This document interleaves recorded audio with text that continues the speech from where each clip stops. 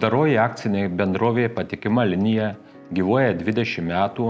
Mūsų pagrindinė veikla visus 20 metų tai yra transporto priemonės autovežio gamyba.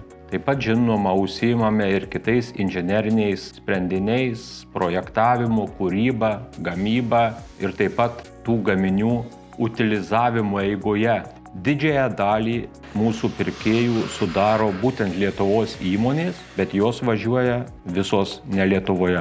Vat ir pagaliau praeiti metai visiems autovežistam, automobilių pervežėjam, galima sakyti, buvo sėkmės metai. Kas yra sėkmė? Tai yra pasiruošimo susitikimas su galimybė. Mes galimai ruošimės 20 metų ir pagaliau ji mūsų kely pasitaikė. Uždaroji akcinė bendrovė Patikima linija, esant galimybei, pirmiausia, kai uždirba pinigų, remia Garliavos sporto klubus.